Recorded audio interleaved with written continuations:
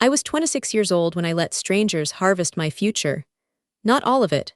Just 12 eggs, plucked from my ovaries while I was unconscious in a clinic in Seattle, my legs in stirrups, my name reduced to a donor number on a clipboard. I did it for my mother. She was dying of ovarian cancer, and her insurance had run out, and the experimental trial that might give her 6 more months cost $14,000 that we didn't have. So I sold pieces of myself to buy her time. I told myself it was noble. I told myself it was anonymous. I told myself I would never know who carried those children, never see their faces, never wonder if they had my eyes or my stubborn chin, or the same inability to cry at funerals until it's 3 in the morning and you're alone in a parking lot. I told myself a lot of things. My name is Maya.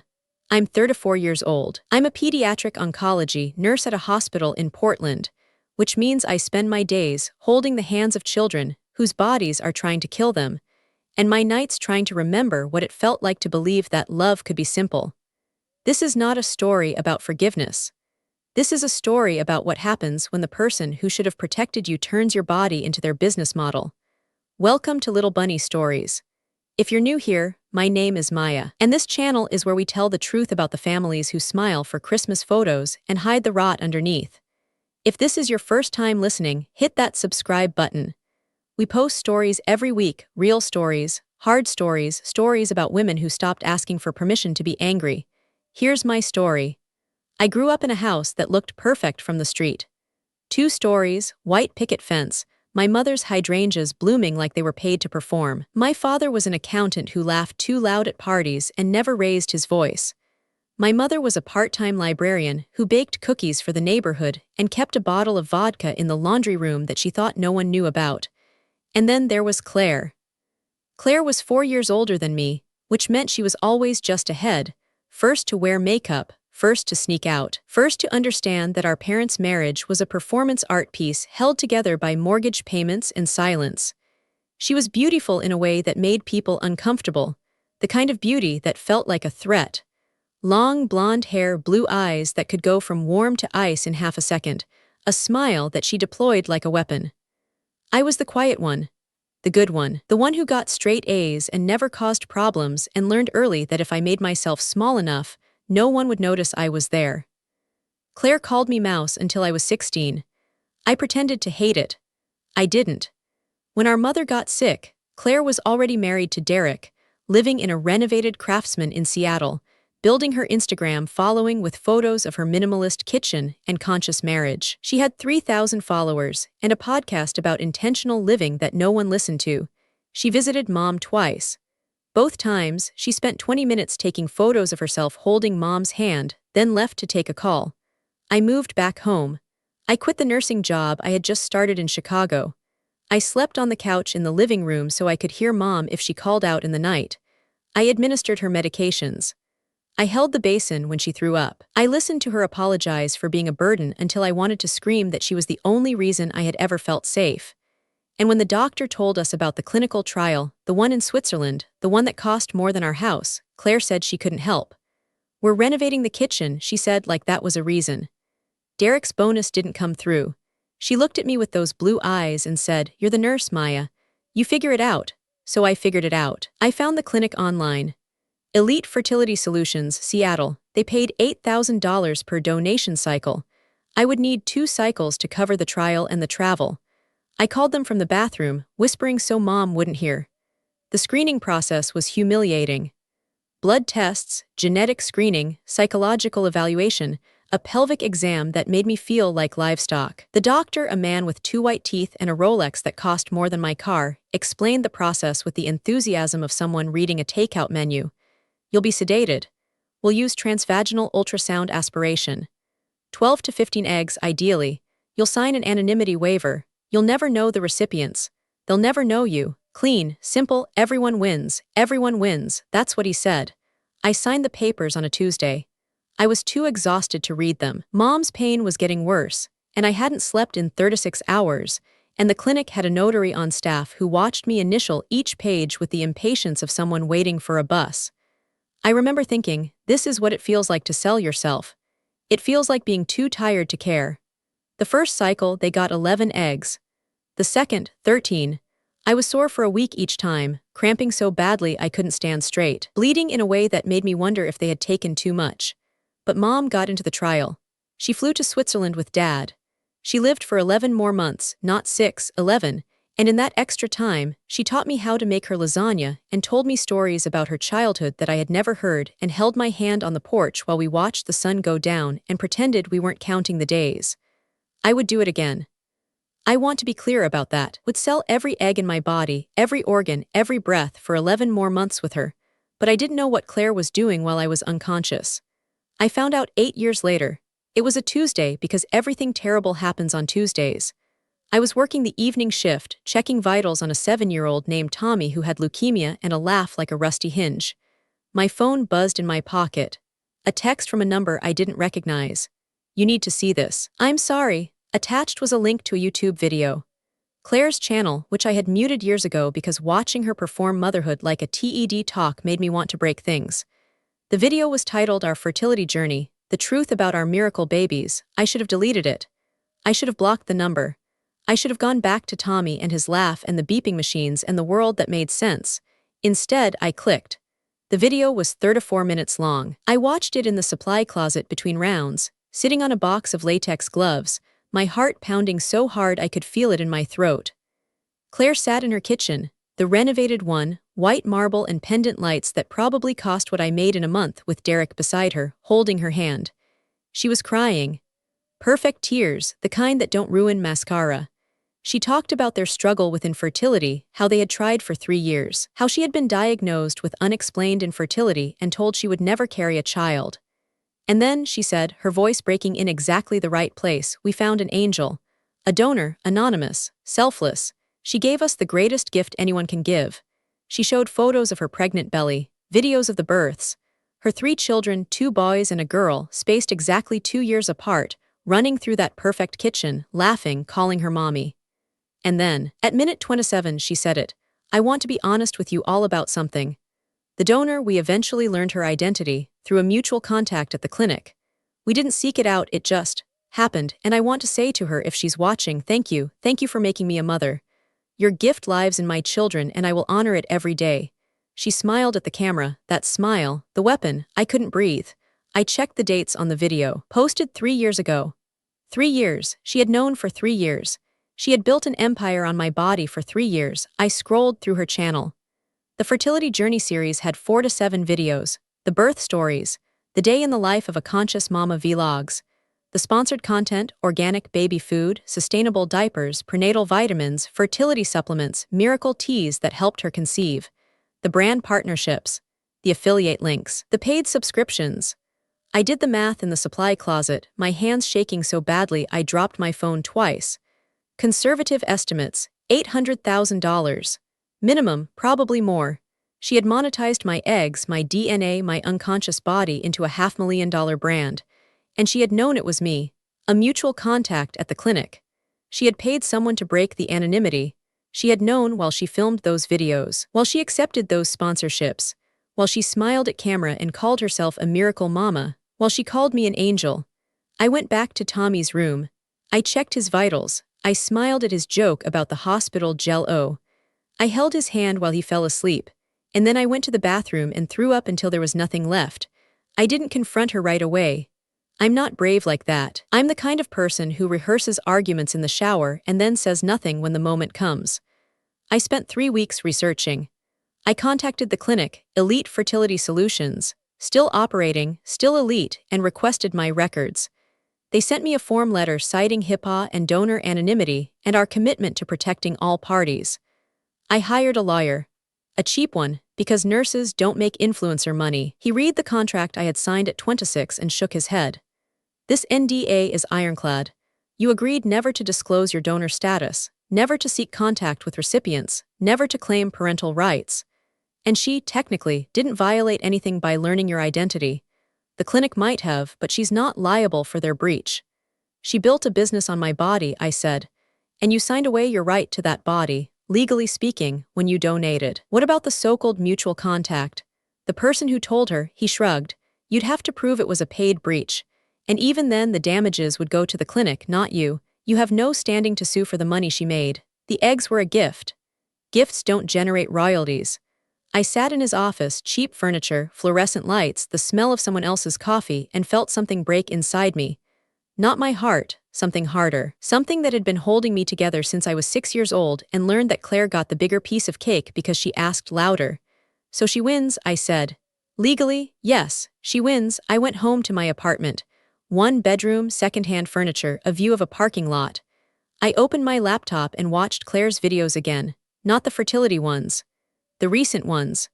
The house tour video from 6 months ago, where she showed off their new home, a 4-bedroom Victorian in Seattle's most expensive neighborhood bought, she said, with the blessings of our brand partnerships. I paused on a shot of her office. A desk with a laptop, a filing cabinet, and on the wall, framed, a certificate of some kind. I zoomed in. It was blurry, but I could make out the logo. Elite Fertility Solutions. A gratitude award for outstanding advocacy in fertility awareness. She had framed her crime and hung it on her wall. I kept watching. The morning routine videos were her children, my biological children. I had to keep reminding myself. They carried my DNA, my grandmother's cheekbones, the same cowlick I had fought with as a child, ate organic oatmeal, and called her the best mommy in the world. The sibling bond videos where the boys, who were 6 and 4, wrestled on the rug while the baby, 2 years old, clapped her hands. I should feel love for them, I thought. They're half me. I should feel something maternal, something warm, something biological. I felt nothing, or rather, I felt the absence of something, the space where love should be, filled instead with a cold, precise rage that felt like surgery. I knew what I had to do, not legally. Claire had lawyers, money, a platform. I had a nursing degree and a savings account with $4,000. But I had something else. I had access. I had information. I had 8 years of watching people lie on hospital beds and thinking, I see you, I see what you're hiding, and I had the truth. I started with the house. It took me 2 months. I created a fake email address. I contacted the mortgage company that held Claire and Derek's loan, not hard to find, property records are public, and posed as a financial auditor doing routine verification. I know it's illegal, I know, but I was past caring about legal. The loan officer was helpful, too helpful. He sent me documents I shouldn't have had, including the original application. And there it was, Claire's income listed as $340,000 annually. Self-employed. Content creation and brand partnerships. But the tax returns attached, which I also shouldn't have had, but the loan officer was new and eager and didn't check my credentials, showed something different. $89,000 in reported income. The rest was projected earnings based on existing contracts. She had lied on her mortgage application. She had inflated her income by nearly 4 times to qualify for a loan on a house she couldn't afford. And the bank had approved it because she was an influencer with a strong personal brand and a diversified revenue stream. I made copies. I made screenshots. I made a folder on my laptop labeled refrigerator, because that was what she had called me, in a text I found later, a text she sent to Derek that someone forwarded me. Maya's just the refrigerator. I'm the one who turned the ingredients into a meal. The refrigerator, that's what I was to her. A cold box that stored things until she was ready to use them. I sent the documents to the bank's fraud department. Anonymously. With a note, you might want to verify the income on loan hash 45,892. The brand partnerships are built on stolen biological material. But you probably only care about the numbers. Then I contacted a journalist. Not a big one, a local Seattle investigative reporter who had written about fertility clinic scandals before. I didn't give her my name. I gave her documents. The clinic's internal emails about donor 4471, my number, and recipient confidentiality breach. The payment records showing a $15,000 consulting fee to a clinic employee 2 weeks before Claire announced her pregnancy with the first child. The contract I had signed, with the anonymity clause highlighted. And Claire's videos, with timestamps, showing her talking about the mutual contact who revealed my identity. I told the journalist, there's a story here about fertility tourism, about wealthy women buying their way into other women's bodies, about the influencer economy built on exploitation. I'm not the only one. I'm just the one who kept the paperwork. She ran the story 4 months later. It didn't go viral, not at first. It was a long, careful piece in a mid-sized paper, the kind of journalism that takes time to read. But the fertility community picked it up. The Reddit thread started. The comments on Claire's videos changed from "You're such an inspiration" to did you steal someone's eggs, to girl, you need a lawyer, and then the brands started dropping her. One by one. The organic baby food company, the sustainable diaper service, the prenatal vitamin brand. They didn't issue statements. They just quietly removed her from their websites, unfollowed her on Instagram, stopped returning her emails. The mortgage company called in the loan. They discovered the fraud. I hadn't been the only one to tip them off, apparently. Other auditors had found the same discrepancies. They gave Claire and Derek 90 days to refinance or sell. Derek left her in week 3. I found out through a mutual acquaintance. He took the kids, moved to his parents' house in Spokane, filed for divorce. He claimed he hadn't known about the egg theft. Maybe he hadn't. Maybe he had. I didn't care. Claire went live on Instagram the night before the bank took the house. I watched it from my apartment, eating ramen at my kitchen table, my phone propped against a salt shaker. She was drunk. Her makeup was smeared. The perfect kitchen was half-packed, boxes everywhere. I didn't do anything wrong, she slurred. I was a mother. I wanted to be a mother. She didn't want those eggs. She sold them. She gave them away. I made something beautiful with them. I made a family. The comments were brutal. Thief, fraud, refrigerator mom. Someone had found my lawyer's analysis of the contract, posted it in the thread. Someone else had made a meme of Claire's face on a refrigerator. She looked at the camera. For a second, I thought she could see me. Maya, she whispered, if you're watching, I loved them. I loved your eggs. I made them into something you never could. I turned off the phone. I didn't go to the foreclosure sale. I didn't drive by the house. I didn't try to contact Derek or the children. What would I say? Hello, I'm your biological mother, but I don't want to be your mother. I just wanted to destroy the woman who stole from me. Instead, I did something that surprised me. I went to work. I held Tommy's hand. He was in remission now, 8 years old, playing soccer in the hospital courtyard when his counts were good. I administered chemotherapy. I wiped tears. I told parents that their children that they were fighters, that love was the best medicine even when it wasn't. And I started a fund. I called it the Refrigerator Fund. I know, it's a joke, but it's also not. I used the money from the podcast. Yes, I sold my story, anonymously, to a true crime show that paid me $12,000 for a 2-hour interview where my voice was altered and my face was in shadow. I used that money, plus donations from nurses and former donors and women who had been where I was, to create something small and real.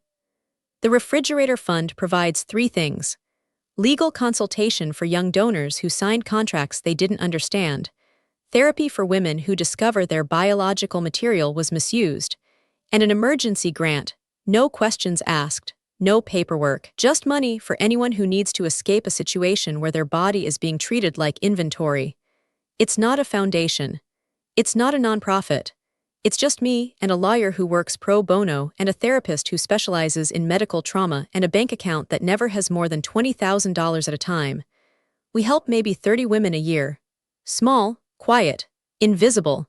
But every time I write a check, I think of Claire's kitchen. The white marble, the pendant lights, the framed certificate from the clinic that helped her steal from me, and I think, you turned my body into your brand. I turned your insult into a door. My father died last year. He never knew the full story. He knew Claire and I weren't speaking, knew something had happened with that clinic business, but he didn't ask questions. He was tired. He missed my mother. He wanted peace more than truth. At the funeral, Claire wasn't there. I don't know where she is now. Last I heard, she was living in a studio apartment in Tacoma, working retail, trying to rebuild her brand with a new name. No one watches. The internet has a short memory, but it also has a long grudge. Sometimes I think about the children, my biological children. They would be 9, 7, and 5 now. They have my DNA, my medical history, my grandmother's cheekbones. They will never know me. I will never know if they have my laugh or my fear of thunderstorms or the way I tilt my head when I'm confused. I used to think that would destroy me, that the not knowing would be a wound that never closed, but I was wrong. The wound closed. It left a scar, white and raised and permanent, but it closed. Because I learned something in pediatric oncology that Claire never learned in her perfect kitchen. Love is not genetic. Love is not ownership. Love is not harvesting someone else's future and calling it a gift. Love is showing up. Love is holding the basin. Love is sitting with the pain until it becomes something else. I'm Maya. I'm 34 years old. I'm a pediatric oncology nurse. I live alone in a 1-bedroom apartment with a view of a parking lot, and I have a savings account with $4,000, and a fund named after an insult that helps 30 women a year remember that their bodies belong to them. I sold my eggs to save my mother. My sister sold my eggs to build a brand. And in the end, the only thing that mattered was what I chose to build with the wreckage. If you're listening to this, and someone has ever treated your body like a resource they were entitled to mine, a parent, a partner, a system, a sister, I want you to know, you are not a refrigerator. You are not storage. You are not ingredients waiting for someone else's recipe. You are the whole meal. You are the kitchen. You are the fire. And you don't need anyone's permission to burn. See you in the next story.